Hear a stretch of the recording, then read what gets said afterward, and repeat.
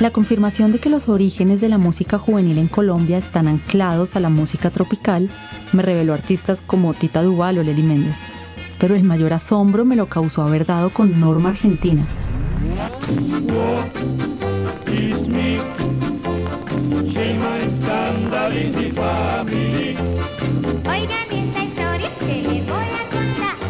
La responsable del que quizás sea el primer álbum íntegro de rock grabado en el país, antes de que cualquier agrupación bogotana lo hiciera.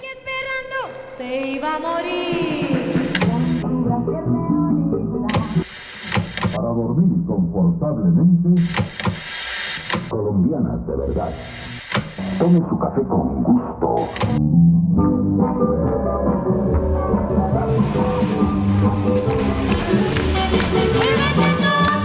Muévanse todos al bailar, en la fiesta va a empezar, en el club del clan. La música de Norma Argentina brotó como el primer fruto de una cosecha numerosa a mediados de los 60, en la que los primeros conjuntos y cantantes emergieron dentro de una industria discográfica incipiente. Y fueron las artistas quienes encarnaron más que nadie la transformación de una sociedad que empezaba a vivir en Technicolor, abandonando el blanco y negro de la pantalla y las sotanas, pues la minifalda fue uno de los símbolos más espectaculares del cambio cultural que se avecinaba con una nueva generación dispuesta a liberarse de las formas de vida instaladas. No por nada, dijo su creadora, que gracias a su invento, por primera vez las hijas dejaban de vestirse como sus madres. Mucho antes de que los hombres rockeros colombianos retaran convencionalismos con sus atuendos, la minifalda fue la encarnación del rock and roll en Colombia.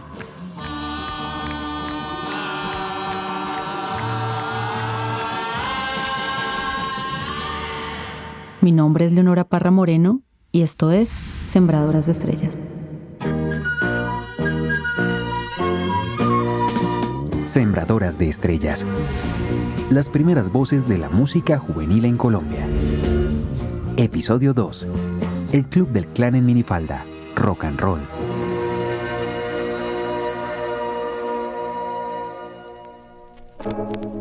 Un día que pasó, sin ti se vuelve día triste, el beso que te di, y es el beso que perdiste.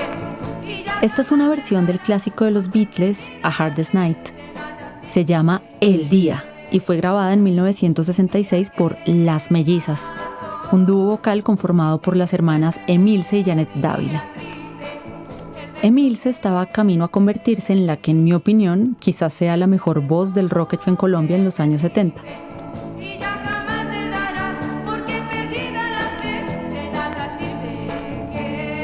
Pero no me adelanto.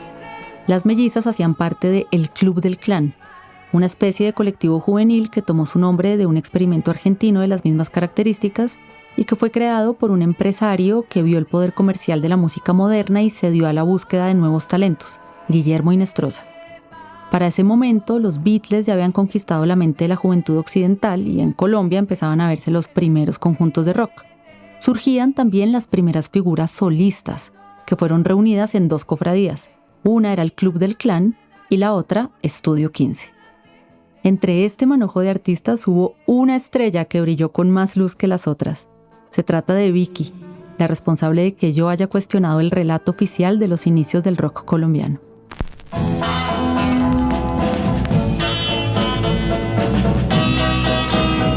Uf, tremendo riff de guitarra ese. Aunque se le menciona de soslayo en las investigaciones y artículos de los señores de la musicología y el periodismo musical rockeros, jamás se dice de Vicky que dentro del contexto de los años 60 fue realmente una revolucionaria, pues aparte de escribir sus propias canciones, cantaba con una voz grave y fuerte que les daba una personalidad lejos de la fragilidad y cuestionó muy pronto, y ella sola, el uso de la minifalda, que para ese momento ya era un mandato comercial en el que veía menos de libertad y más de moda.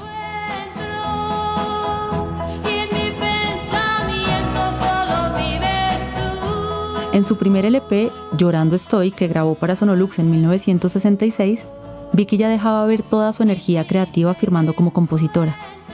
Y en las canciones que no son de su autoría, como la fantástica Downtown que cantó en inglés y que ella siempre detestó, sobresale por su soltura y desenfado.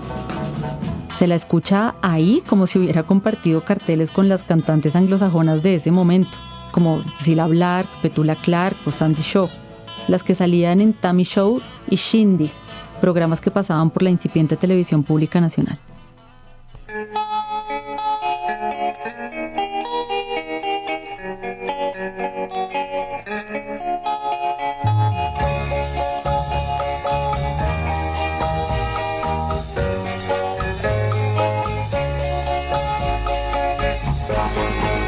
Te digo adiós porque me voy. Vicky, oriunda del municipio de Anserma Nuevo en el Valle del Cauca y nacida un 11 de noviembre de 1946 o 47, porque su año de nacimiento no está muy claro, es hija de una familia que emigró a la capital colombiana a finales de los años 50 huyendo de la violencia política y se convirtió en una estrella sin proponérselo y sin sospechar siquiera que su nombre de bautizo, Esperanza Acevedosa, no iba a ser el que brillaría en las marquesinas.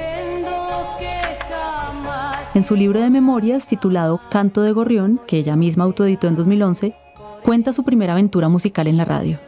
Acompañada de su mamá, asistió a una gala del Club del Clan sin saber que sus amistades del trabajo, porque ella era secretaria en un banco, le habían preparado una suerte de encerrona para que se decidiera a cantar. Así que entre el público empezaron a corear su nombre hasta que llamaron la atención del presentador. No pude entrevistar a Vicky, que murió en 2017. Pero la lectura de su libro, que encontré una tarde de festivo en el Mercado de las Pulgas del centro de Bogotá, se convirtió en mi fuente principal para tener detalles de su historia. Don Guillermo ya los había escuchado y les preguntó, ¿quién es esa Esperanza? Me deslicé por la silla, repitió la pregunta y levanté mi mano. ¡Yo! Se acercó. ¿Quiere cantar? Mi madre me miró muy seria y me dijo, ni se le ocurra, tesorito. El director insistió y le aseguré a ella que lo haría únicamente esta vez. No me voy a volver cantante, mami. Ensayé una canción de moda, My Baby. Ahora la llamo, me dijo don Guillermo. Volví a mi puesto con los ojos de todos fijos en mí. ¿En verdad va a cantar, mi hija? Sí, señora. Don Guillermo anunció con bombos y platillos a una desconocida cantante.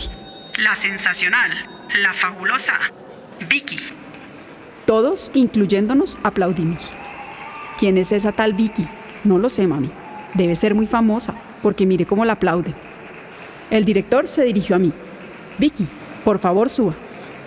Desde la silla le dije sin voz, ¡Esperanza! Pero él continuaba en su confusión. Señor, le expliqué tapando el micrófono. Yo no me llamo Vicky, mi nombre es Esperanza. Desde hoy, usted es Vicky, me anunció en voz baja. Esa presentación maravilló a Guillermo Hinestrosa, quien la invitó a su programa de televisión. Vicky aceptó porque, en sus palabras, su decisión de aparecer en la pantalla chica no significaba nada para ella y estaba relacionada más bien con su deseo de romper la monotonía de una vida de señorita de su casa. Para la ocasión, se peinó y se maquilló en contra de su voluntad. Me atuve a lo que viniera, me sentía como en feria. Alguno de los chicos actuaba cuando me condujeron en silencio a otra parte del escenario. Vicky, usted va a cantar aquí. Cuando vea el botón rojo encendido en alguna de las cámaras, mira hacia allá. Y al terminar, espera hasta que le avisemos. No se salga de la luz. Me quedé quieta preguntándome quién diablos me había mandado a meterme en esa. Sonó la introducción de mi canción, la misma del día anterior, que interpreté con el mismo resultado de la emisora.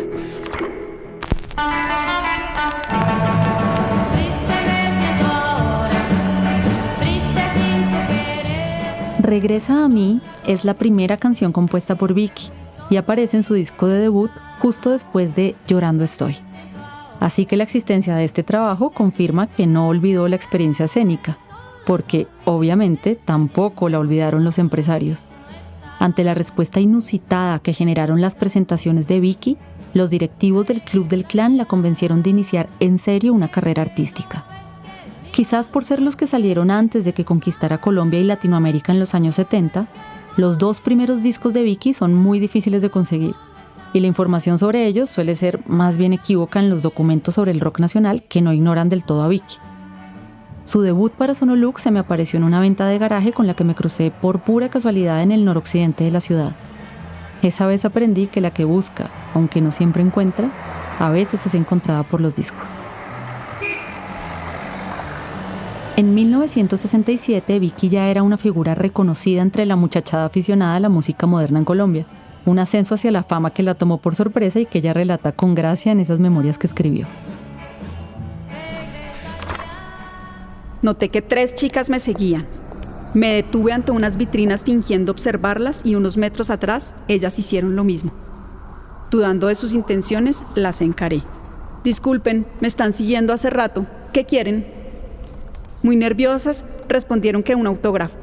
Casi no puedo hablarles. Me pasaron 3 papelitos en los que escribí mi seudónimo. ¡Ay, Vicky! Ponga con cariño. Se fueron satisfechas y yo me quedé sin conseguir aplacar el fastidioso cosquilleo de mi estómago.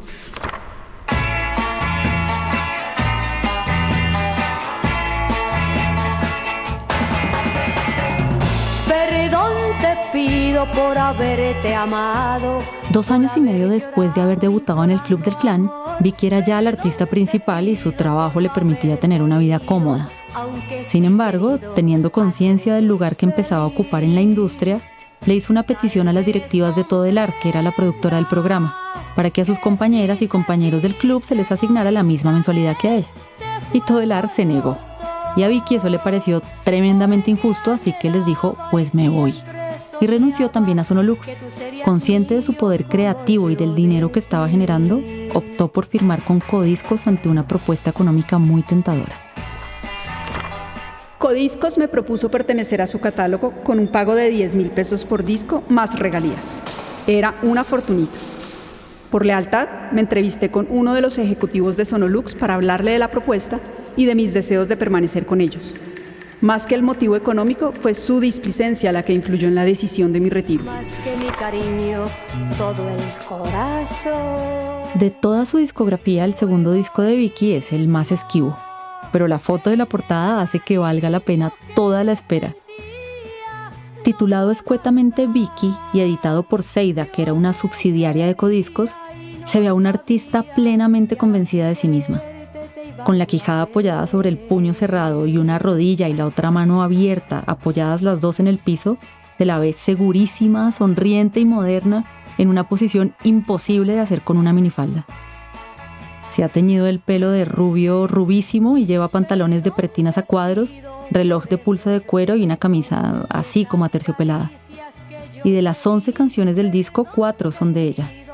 La rockerísima Hoy me hiciste llorar, Te digo adiós, que tiene un aire como Stone, el hitazo Perdón te pido y La luna llora, una especie de arquetipo de las canciones que escribiría en la década siguiente, que fue su etapa de mayor altura compositiva. Y aparte, hay una curiosidad con este disco. Probablemente sea el primero de música popular grabado en Colombia que incluye las letras de las canciones en la contraportada. Con él terminaría llevando su música a toda Colombia y se consagraría como una de las mayores artistas juveniles de los 60. Amor, perdón te pido por no haber podido, aunque sí querido.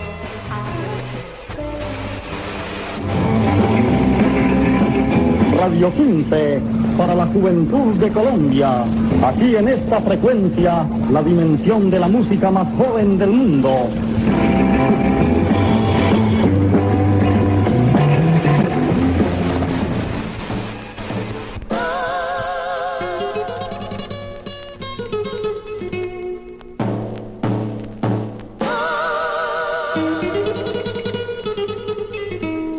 Así como Vicky era la reina del Club del Clan, Lida Zamora era la estrella de la otra congregación artística alrededor de la llamada Nueva Ola, Estudio 15.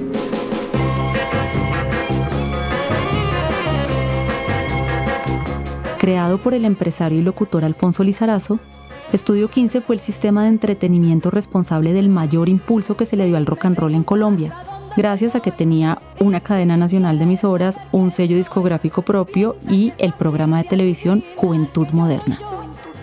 El recorrido por todo ese circuito convirtió a Lida Zamora en la chica yeye de Colombia, como se titula una de las canciones de su LP de debut, editado en 1965, que además fue el primer disco de larga duración de Estudio 15 dedicado a un artista en solitario.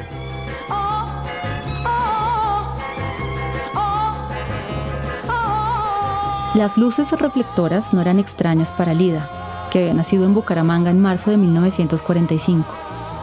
Desde niña y por los oficios de sus padres, se había cultivado entre la danza, el canto y la actuación.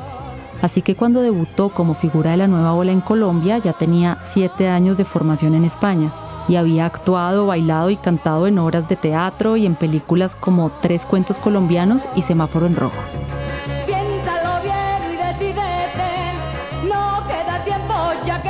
La entronización de Lida Zamora como chica yeye de Colombia revela una de las muchas particularidades del proceso comercial mediante el cual irrumpió la música juvenil en el país.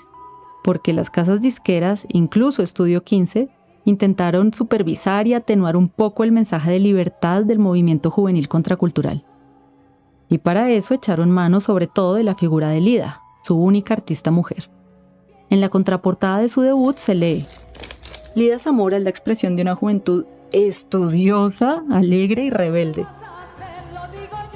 Otra de las curiosidades de este álbum, en donde presentan a la cantante como La Fabulosa, es la participación del guitarrista académico Gentil Montaña en una versión bastante rara de La danza de Sorba el griego.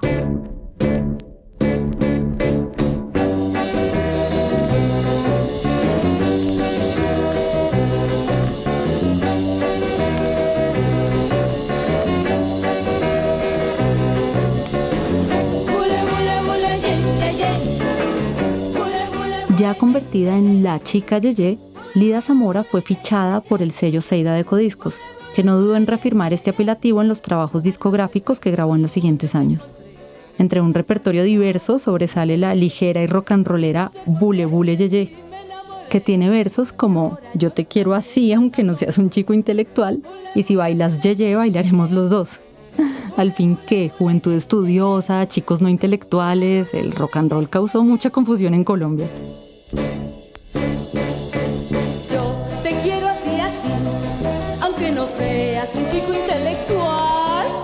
Y si baila yeye, bailaremos los dos el yeye. Conociendo la discografía de Lida Zamora, me llamó la atención que uno de los textos de presentación de esos discos, firmado por el actor Carlos Muñoz, cargaba disimuladamente contra el sonido de la música juvenil, y así anunciaba el camino que tomaría el artista en la siguiente década. Su juventud y temperamento la han impulsado a interpretar preferencialmente música moderna, lo cual no quiere decir que no sea una magistral intérprete de variadísimos ritmos. Caso curioso entre los cantantes yeye, que por lo regular dominan únicamente ese género.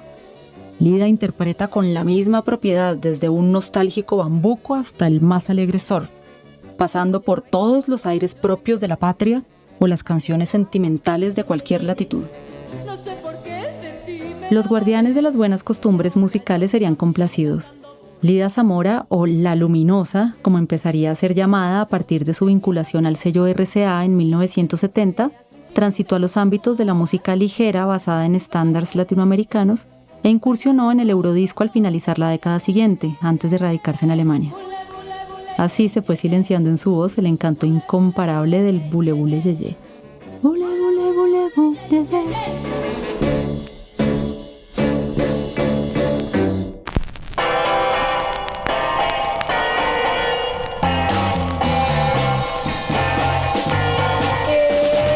Era el pelirrojo y yo te adoré, pero sucedía que no sabías querer. Así es de que Entre los discos recopilatorios editados por Seida, en donde aparecen canciones de Lida Zamora, hay uno que es muy especial para mí, el disco de oro a gogo. Lo que me atrajo cuando lo encontré fue leer de reojo los nombres de Vicky, Los Strix y Lida Zamora.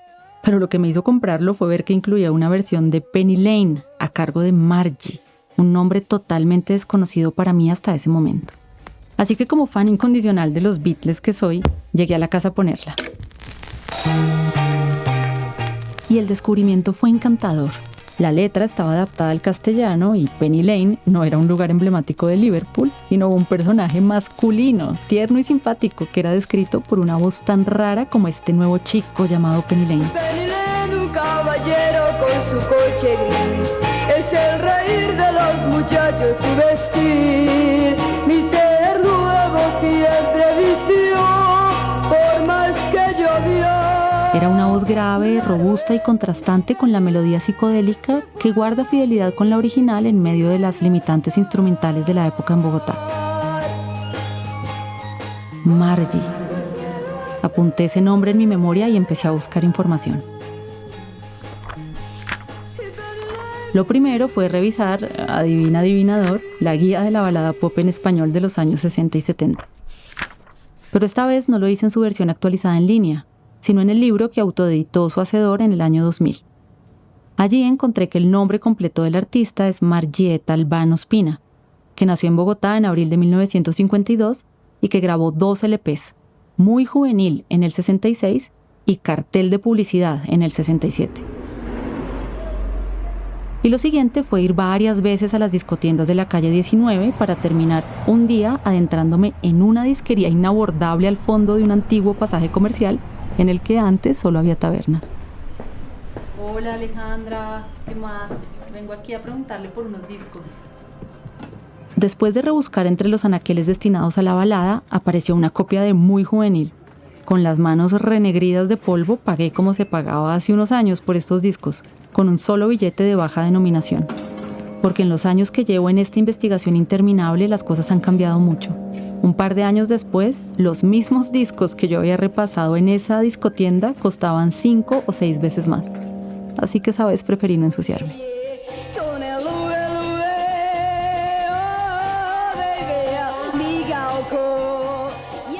Muy Juvenil me ayudó a saber más de Margie, porque los discos de los años 50 y 60 tienen una particularidad, y es que traen con frecuencia unos textos de presentación en sus contraportadas.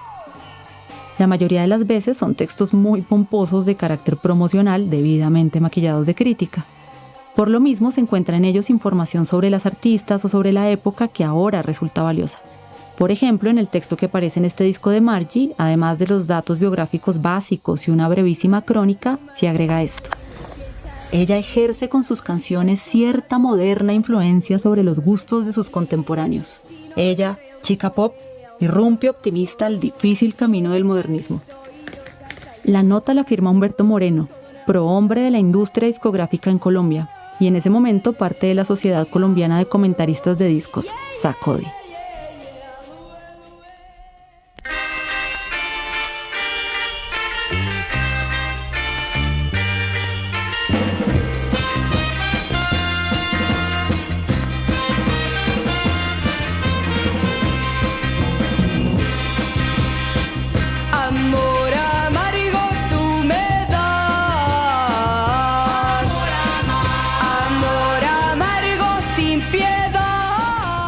A la grandilocuente nota que acompaña el disco se suman las canciones electrizantes y la foto de la portada, en la que aparece una niña vestida de colegiala con blusa y medias blancas, falda escocesa y zapatos de mafalda. Tiene el pelo recogido en 2 colitas desprolijas y una postura medio ingenua que la hace ver como una adolescente desobediente. Todo esto hizo que me obsesionara con Margie, pues no me explicaba cómo, habiendo grabado ese disco de sonido similar al de las agrupaciones de la época como los Flippers o los Strix, e incluso con un sonido más vivaz y desparpajado, su nombre había sido absolutamente ignorado en la historia y los relatos oficiales sobre los orígenes de nuestro rock. Una vez más, recurrí a la red social que me había dado resultado otras veces, y fue sencillo. Encontré a Margie Albani. Le escribí y un tiempo más tarde me respondió. La comunicación fue un poco intermitente, pero finalmente, una tarde fría y lluviosa tanto en Bogotá como en Quito, la ciudad en la que ella reside desde hace décadas, pudimos conversar sobre su época como la muy juvenil Margie. Mi mami tenía un almacén muy lindo que se llamaba Almacén Buda. Era su propietaria y quedaba justo en la mitad de la KLM y el Jockey Club, y en la parte de atrás del Banco de la República en Bogotá. Entonces mi mami tenía una zona donde vendía discos, y en esa época Gonzalo Jiménez y Humberto Moreno escucharon que yo cantaba en el mezanini en la parte de arriba del almacén, y estaba cantando una canción de Barbara Streisand. Entonces ellos le preguntaron a mi mamá que quién cantaba. Y mi mami les dice, es mi hija. Cuando llega del colegio le gusta ponerse a cantar. Se llama Margie. Y entonces ellos dijeron, no, estamos emocionados. Tenemos que llamar este momento a Medellín para comunicarle a Álvaro Arango que encontramos una estrellita juvenil. Y así comenzó todo. Margie guarda con cariño en su memoria sus días como estrella juvenil. Aunque no recuerda con precisión quiénes fueron los músicos que la acompañaron en la grabación de sus discos en los estudios de Seida en Medellín, me contó una anécdota que la vincula a los Flippers y que confirma, una vez más, que la música juvenil en sus inicios en Colombia era una sola, y que lo único que justifica que yo haya encontrado muchos de los discos de las Sembradoras de Estrellas en secciones de las discotiendas rotuladas con otro género musical son prejuicios sobre las mujeres. Porque al parecer es impensable que una chica vestida con uniforme de colegio haya sido pionera del rock colombiano. Ese puesto ya está ocupado en la mente de investigadores y divulgadores con los grupos de varoncitos émulos de sus referentes británicos, y no les hace falta nada ni nadie más. Pero bueno, igual espero que no se me malentienda.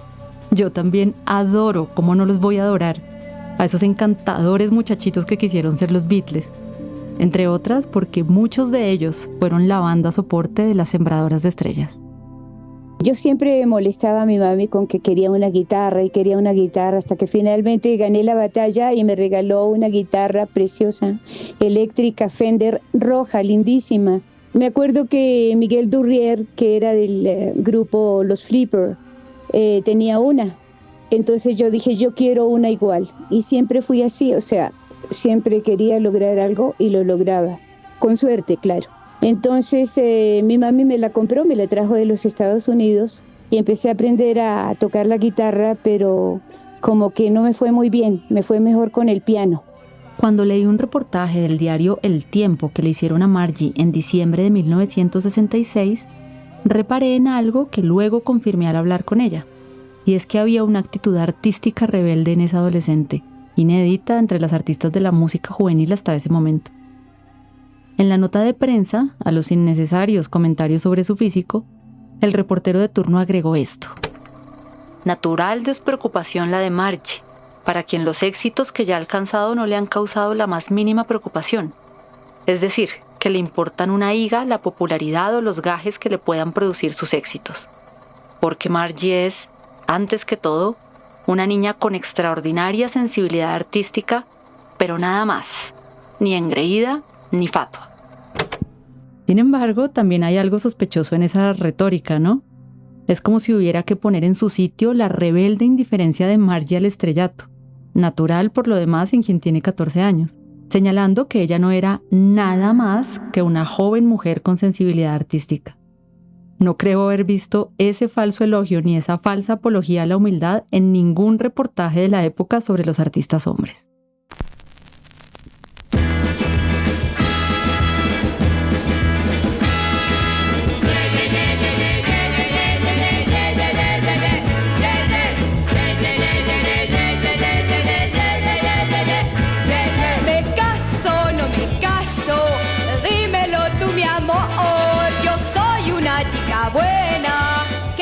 El punto es que la propuesta de Margie en sus discos sí era desafiante. De un lado estaba el sonido eléctrico y ruidoso de varias de las canciones de su primer disco y su canto entusiasta y apasionado, y de otro lado estaban algunas letras que dejaban ver la intención comercial de llevar su talento y rebeldía hacia la construcción de una estrella juvenil femenina que escandalizara al público. ¿O cómo más se explica que la discográfica haya promovido que entonara estos versos? Me caso, no me caso, dímelo tú, mi amor. Yo soy una chica buena que no entiende de amor, me gusta ir al colegio, me gusta estudiar, y a mí lo que más me gusta es cuando aprendo a besar. Yo no quiero compromisos ni casarme quiero yo, solo quiero divertirme siendo tú mi profesor. No quiero compromisos, no, casarme quiero yo, solo quiero divertirme siendo tú mi profesor. Pero muy a pesar de la intención que tuvieran los empresarios discográficos, la canción La Chica Buena, que venía de la música juvenil mexicana, no desató ningún escándalo. Quizás, y esa es mi hipótesis, pero puedo estar equivocada, porque es otro caso de una letra aparentemente escandalosa que, en últimas, refuerza viejas fantasías del patriarcado. De quinceañeras y colegialas que quieren divertirse románticamente, estaba y está poblada la música popular escrita por hombres hace un siglo.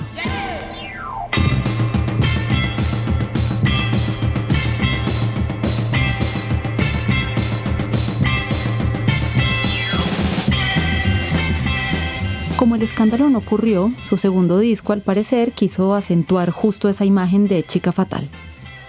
El título, Cartel de Publicidad, venía esta vez de una canción que estaba pegada en España, y el trabajo presenta en su portada a una Margie diferente a la del debut. De la colegiala rebelde no quedaba rastro alguno en la adolescente a la que ahora hacían parecer un poco mayor, luciendo un vestido de minifalda amarilla y recostada en el piso, en una posición, digamos, insinuante, en la que yo la veo posando de forma antinatural e incómoda. Bueno, la idea era que la carátula tenía que ser de color amarillo y así lo decidieron en la parte artística del proceso de la carátula. Entonces, las personas encargadas de vestuario, las personas encargadas de peinado y cosas así, pues proyectaron eso, ¿no? Una carátula que llamó mucho la atención, ¿no? Toda amarilla. Y bueno, a mí me gustó y, en fin, que me hubiera visto un poquito mayor, eso era lo de menos. Lo importante es de que tuviera un impacto al público, esa Margie que iba a cantar ese tipo de música. Y en fin, yo acepté, pues me puse un lindo vestido, unas medias brillantes, muy llamativas, y me instalé de la manera que ellos podrían tomarme las fotos. Algunas fue para la propaganda, para el lanzamiento del disco, y en fin, eso es más o menos de lo que yo me acuerdo, corazón. El rey de las chicas cuando baila gogo, diablo con vestido, diablo con vestido azul. Al igual que la foto, la música de esta grabación es algo más arriesgada y osada, como se hace patente en las canciones Diablo con vestido azul y Pelirrojo Louis. Y aunque en una búsqueda actual por internet se encuentra que esas son piezas fundacionales del protopunk latinoamericano, lo cierto es que su intérprete no se sintió a gusto con el sonido propuesto por la disquera, pues sus intereses artísticos iban por otro lado. Ese sería, por decisión de ella misma, su último álbum. Por ejemplo, el primer disco que grabé, Muy Juvenil Margie, esa temática musical me parecía muy linda y la maniobraba muy bien. Y me hicieron unos arreglos musicales muy lindos y me encantaba. Esa era mi onda en esa época, lo que pesaba en mí, lo que valía para mí, lo que interpretaba con gusto en cualquier lugar donde me presentara, en un festival o en la televisión o donde fuera. El segundo long play también estuvo lindo y en fin, pero el único problema que hubo ahí es de que ellos quisieron meterme en un rock muy fuerte, muy golpeado, muy duro para mí. Yo era como, ¿qué te digo? Como más, digámoslo así, como más armónica, más melodiosa en el aspecto. Y sí jugaba con algunas canciones juveniles y todo, pero hubo otras que no iban para mí y definitivamente llegó el momento en que yo no quería, siempre he sido una rebelde. Y no quise en ningún momento continuar con la línea que me estaban obligando, entre comillas, a cantar. Entonces sencillamente yo dije, les grabo un segundo LP y no grabo más con ustedes porque la verdad es que no me gusta lo que están presionando a que yo haga y ese tipo de música no es para mí. Sin embargo, terminé mi segundo LP y salió a la venta y creo que tuvo bastante éxito, al igual que Muy Juvenil Margie. Y ahí es cuando yo termino el contrato con Codiscos porque definitivamente mi onda era otra y no quería dañar esa línea que yo tenía tan especial y tan bonita de hacer mi música. Luego de la grabación y promoción del disco, Margie recibió una oferta para cantar en un prestigioso hotel de Ecuador, país que la acogió y le permitió echar raíces y crecer artísticamente como una reconocida cantante de jazz.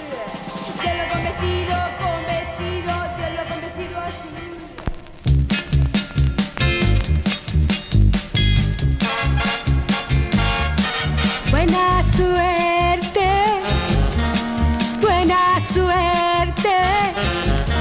No quiero perderte, ya yo tengo quien me quiera, hay quien me quiera a mi manera. Hallazgos como los de Norma Argentina y Margie fueron los que me indicaron que no debía detenerme y que había más discos, más canciones y más historias, todas ocultas por la pátina de la falta de curiosidad y los prejuicios.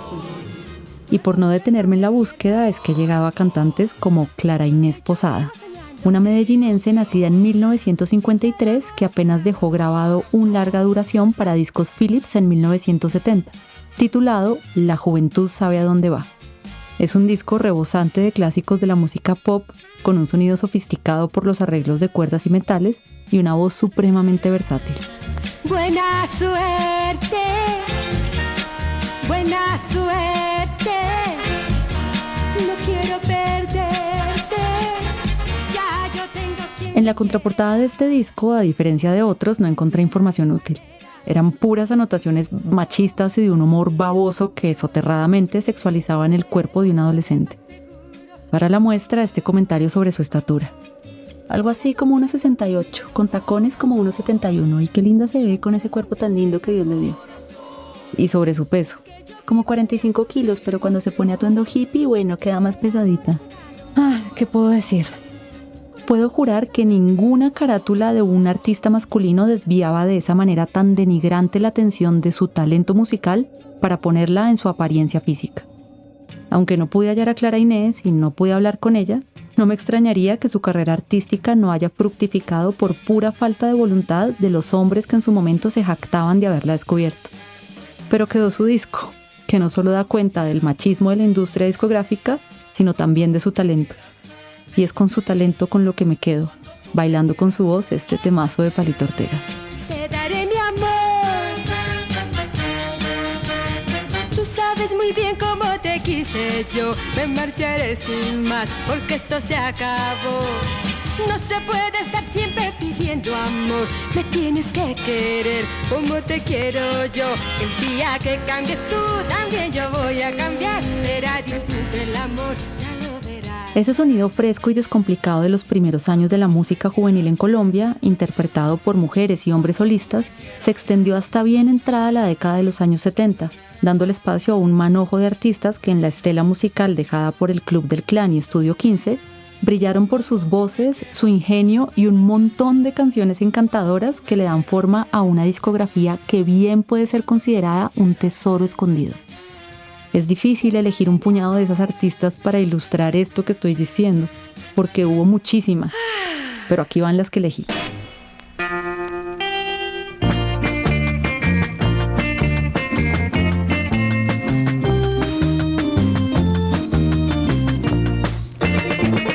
Granito de arena, cachito de pena, así era tu amor. Lucero chiquito, barquito sin vela, así era tu amor. Yolanda Pérez Manzano, llamada también Yolandita de Colombia o sencillamente Yolanda, es recordada como una de las grandes voces del pop de los 70 y la música tropical de los 80. Me sorprendió descubrir a una cantantaza que con voz recia le insufla tremenda energía a todas sus melodías. Nacida en septiembre de 1956, es una ocañera descomplicada y divertida. Una tarde de diciembre la entrevisté en compañía de mi amigo Andrés Santiago, que me ayudó a grabar varias de estas entrevistas. Sobre sus primeros días en la música, después de emigrar con su familia a Bogotá en 1969, recuerda que todo comenzó como un juego.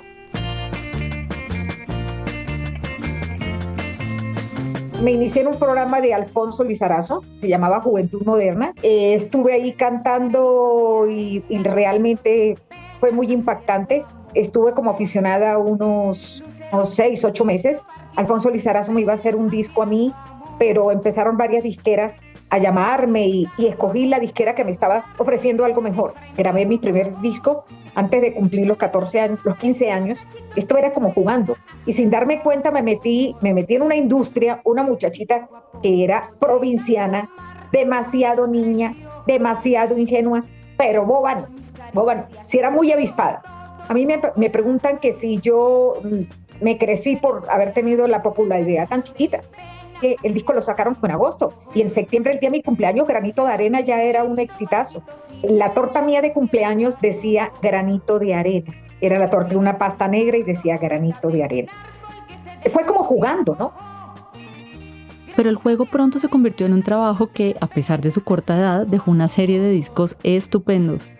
Entre 1970 y 1974, Yolanda grabó 4 producciones para Seidaco Discos: Con Amor, Somos tú y yo, Con Más Amor y Somos una sola persona, en los que explayó todo su portento vocal en sonoridades que abarcan desde la canción de amor adolescente hasta la picardía de la cadencia tropical.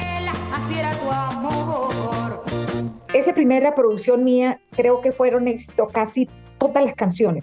Era impresionante. Después entonces hice una segunda producción, tercera y cuarta de baladas. Mi papá me dejó cantar porque yo le prometí que yo no solamente me iba a dedicar a la música, sino que yo iba a tener una profesión. Y yo me presenté a la Universidad Nacional para estudiar dirección de orquesta. Y resulta que mi primer viaje que hice a Estados Unidos ya había cumplido la mayoría de edad, 18 años. Entonces, y me empezaron a salir contratos en Estados Unidos. Como todo era jugando para mí, a mí me pareció fácil quedarme y hacer más contratos allá en Estados Unidos. Cuando regresé, había perdido el club de la Nacional. Ya habían entrado. Entonces me encuentro con que papá, bravísimo, que yo tenía que estudiar algo, pero yo no me podía quedar ahí porque pues... Entonces estudié publicidad, me retiré de la música en ese momento porque yo pensaba que lo que estaba haciendo no era importante. Hoy veo que fue muy importante porque si vemos la parte sociocultural, nosotros, esa generación de los años 60 y 70, rompimos un montón de esquemas, rompimos con todo. La música siempre fue muy seria y de pronto los jóvenes empiezan en los años 60 a expresarse, a hacerlo de una forma distinta y decir yo estoy joven y tengo derecho de hablar. Fue la época que las mujeres se cortaron el pelo, vino la minifalda. Yo me acuerdo que yo me ponía chores, un chorcito chiquito, botas largas arriba de la rodilla. Rompimos con todo.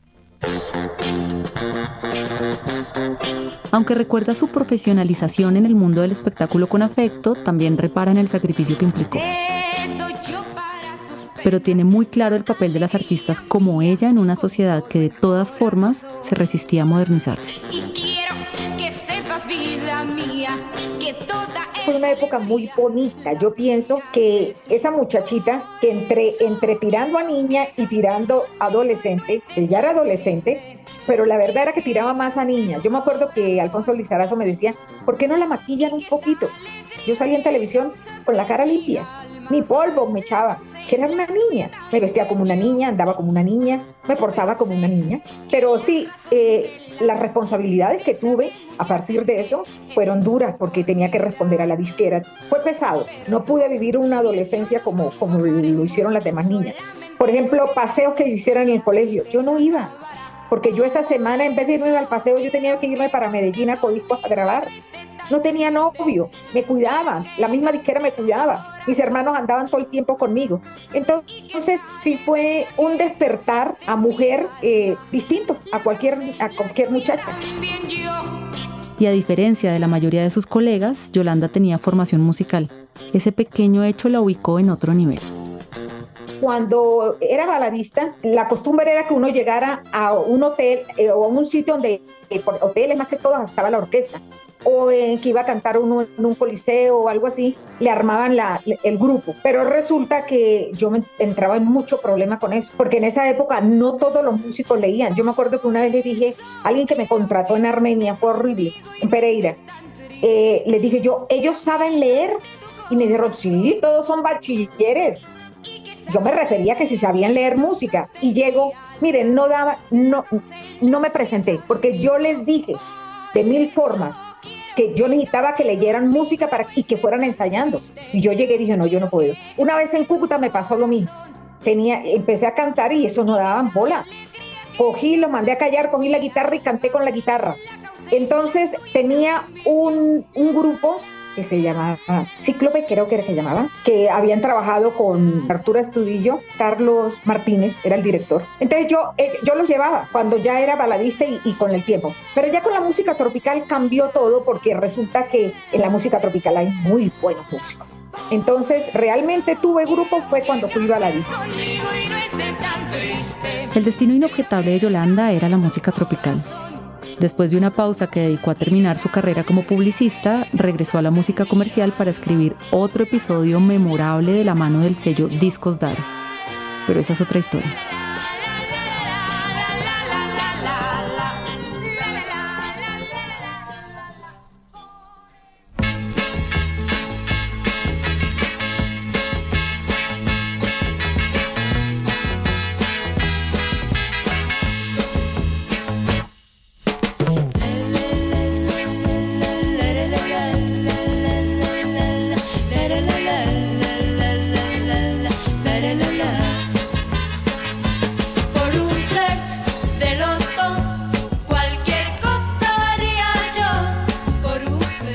La memoria de los orígenes de la música juvenil en Colombia guarda un lugar especial para algunos nombres que, por distintos motivos, siempre tienen presente aquellos que nacieron entre los años 50 y 70 y vivieron esa época a plenitud.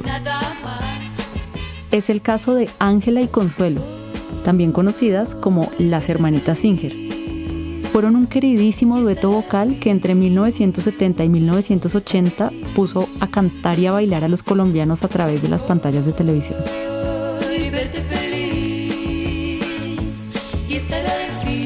Pues mira, nosotras comenzamos a cantar justamente cuando terminamos el colegio.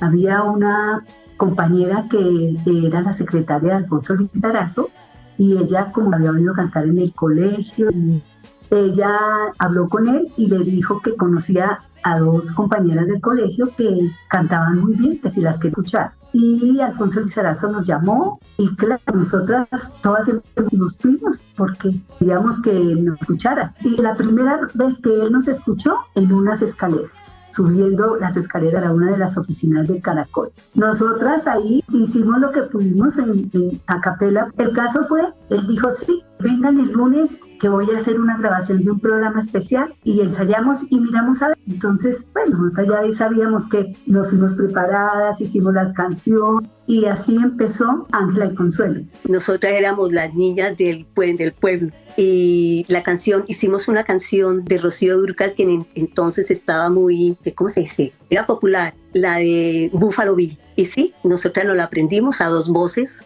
Y a Alfonso le gustó y nos siguieron llamando a los programas. Ya después no era solamente Estudio 15. Estudio 15.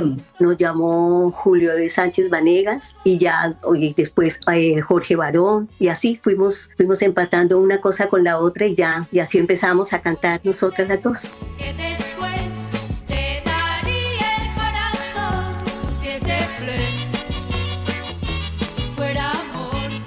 Probablemente ninguna otra artista cuidó tanto su repertorio como ellas, abarcando la mayoría del espectro musical, canción juvenil, música criolla colombiana, estándares latinoamericanos y especialmente balada romántica. Les dedicaré un lugar muy especial en otros episodios.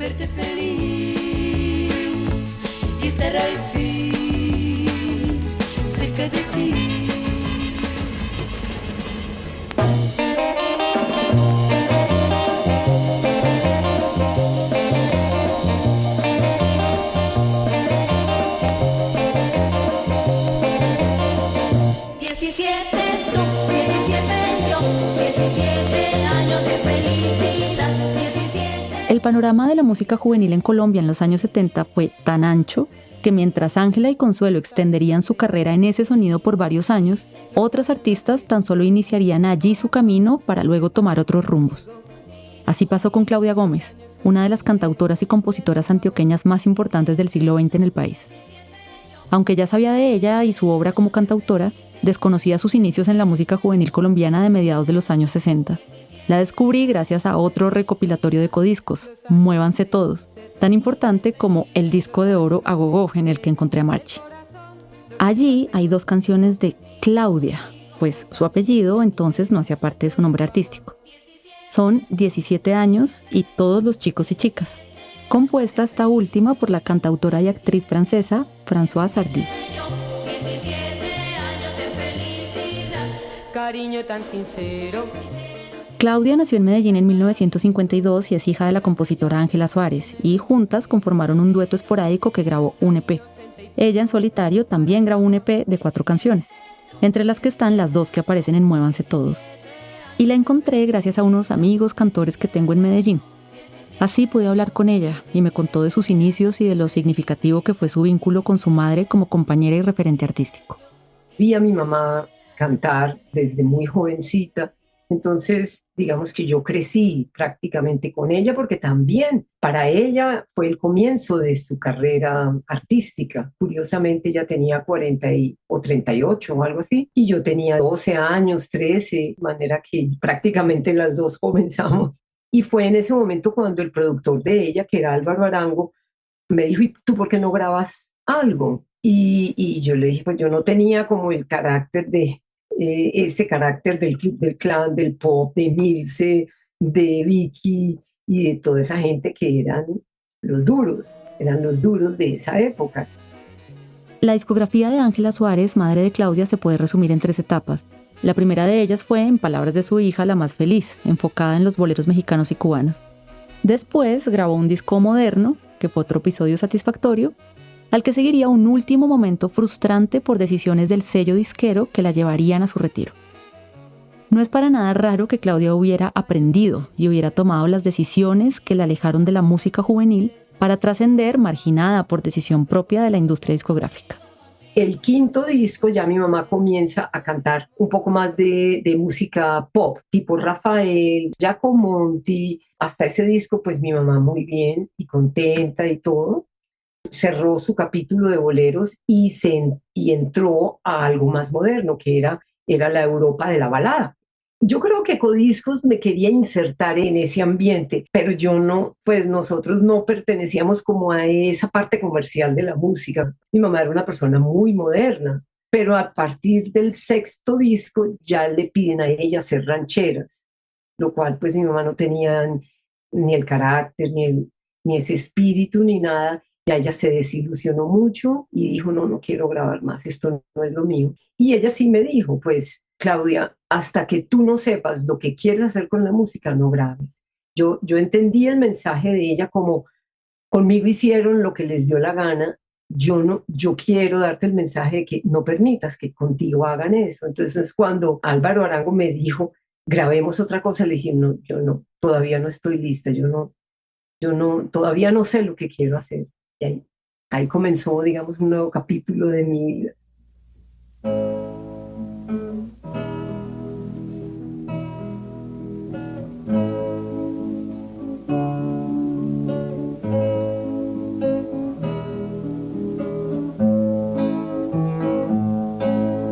Buenos días a la luz, viene el hombre, sale el sol. Cuando Claudia habla de ellas, su cara se llena de emoción. La misma emoción que brotó en mí cuando ella me compartió esta versión inédita de la canción El Ángimo, del cantautor Paulus Gallinazo, en versión de ellas.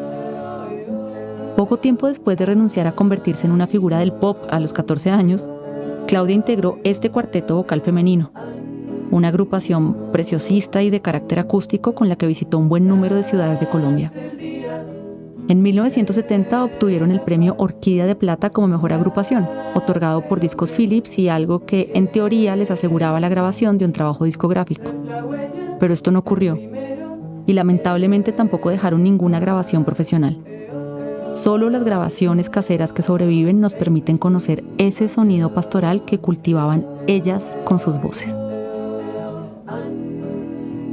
En 1972, y en compañía de su hermano Luciano, Claudia partió hacia Londres en busca de nuevas aventuras musicales en donde seguir formándose. Allí forjó amistad con un joven cantor español llamado Joaquín Sabina, quien le enseñó canciones de Daniel Biglietti y Violeta Parra, al tiempo que ella hacía lo propio con él con las de Leonard Cohen y Karol King.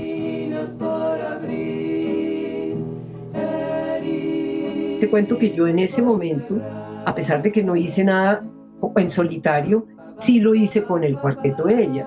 Ese cuarteto lo integrábamos María Eugenia Chavarría y Anita Chavarría, su hermanita. Ginny, María Eugenia y yo éramos compañeras de sexto y Anita y Pilar Posada eran compañeras de cuarto bachillerato. Participó en la Orquídea de Plata, nos ganamos la Orquídea de Plata y fuimos y viajamos por todo el país. Teníamos 18 años y éramos 4 mujeres entre 16 y 18 años. Viajábamos con nuestras mamás. Teníamos un repertorio precioso, un repertorio que nos hacían los arreglos nada más y nada menos que Armando Velázquez, que era pues casi que nuestro, ¿cómo te digo yo?, nuestro padre musical. Con él estuvimos en la Orquídea de Plata, él nos hacía los arreglos vocales. Entonces estuvimos expuestas como cuarteto a unas armonías y a una exquisitez musical muy especial, ¿no? Y ese fue lo que me despertó a la música. Ya ahí yo vi mi proyección musical en solitario, ya, digamos, y dije yo, esto es lo mío.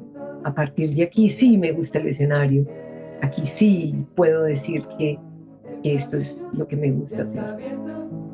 A finales de los años 60, el sonido fresco y moderno que provenía de Estudio 15 y el Club del Clan se había transformado. También habían cambiado sus protagonistas. La música juvenil se fue expandiendo y volviendo más experimental o, más bien, menos atada a los formalismos de las casas disqueras. Sin embargo, esa misma frescura hizo que esta música permaneciera en las radios y en el gusto popular. Pero si hay que marcar el final concreto del periodo del gogó en Colombia, debe ubicarse esa marca en el retiro abrupto de Vicky. En lo más alto de su popularidad, la que había sido el astro mayor del Club del Clan, fue víctima de un infame ataque misógino que la llevó a retirarse. Regresaría a la industria unos años más tarde, pero siendo otra. Su paso por el yeye y la minifalda serían apenas una estación en el camino a convertirse en una gran autora de canciones del pop melódico setentero. Y sobre las maravillosas cantautoras de los primeros años de la música juvenil colombiana, será el próximo capítulo de Sembradoras de Estrellas.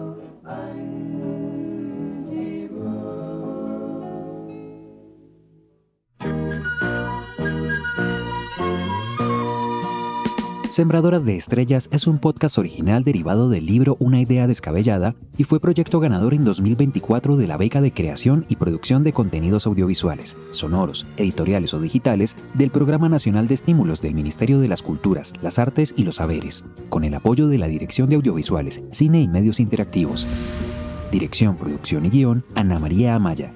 Investigación, Café y Simpatía, Humberto Pérez y Luis Daniel Vega. Grabación, montaje y diseño sonoro, Andrés Santiago Lozano. Arte y concepto gráfico, Andrés Wolf. Leonora Parra Moreno es un personaje de ficción interpretado por Ana María Amaya. La voz de Vicky fue interpretada por María Valencia. Este episodio contó con los testimonios de Margette Albani, Yolanda Pérez, Ángela Talero, Consuelo Talero y Claudia Gómez. Agradecimientos a César Hernández. Agradecimientos especiales a Oscar Bermúdez y a Nilorena Buitrago de la DACMI por el apoyo para la creación y divulgación de esta serie de podcast, a Denis Murcia de Codiscos y Camila Echeverry de Discos Fuentes por la gestión de licencias, y a Jaime Andrés Monsalve y Laura Murillo por la alianza mediática con Radio Nacional de Colombia. Canciones en orden de aparición: Protestando, Margie, Muy Juvenil, Codiscos. Escándalo en Familia, Norma Argentina, Recuérdame, Discos Fuentes. Si pudiera sembrar estrellas, Vicky, Discos Orbe. El Día, Las Mellizas, Música y Colores a Gogó, Sonolux. Llorando Estoy, Vicky, Llorando Estoy, Sonolux. Te digo adiós, Vicky Codiscos. Regresa a mí, Vicky, Llorando Estoy, Sonolux. Perdón te pido, Vicky Codiscos. Flamenco y Bule Bule Yeye, Lida Zamora, La Chica Yeye de Colombia, Codiscos. Pelirrojo Lu, Margie, Cartel de Publicidad, Codiscos. Penny Lane, Margie, El Disco de Oro a Gogó, Codiscos. Amor Amargo y La Chica Buena, Margie, Muy Juvenil, Codiscos. Diablo con Vestido Azul, Margie, Cartel de Publicidad, Codiscos. Buena Suerte y Cuando tú me quieras, Clara Inés Posada, La Juventud sabe a dónde va, Philips.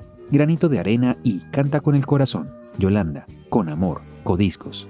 Por un Flirt, Ángela y Consuelo, Volumen 2, Sonolux. 17 años, Claudia, Codiscos. El Ángimo, Ellas, Inédita. Uso autorizado en el marco de las limitaciones y excepciones al derecho de autor. Artículo 31, Ley 23 de 1982. Sembradoras de Estrellas, las primeras voces de la música juvenil en Colombia, es un documental sonoro hecho por seres humanos y fue ideado y escrito sin mediación alguna de inteligencias artificiales.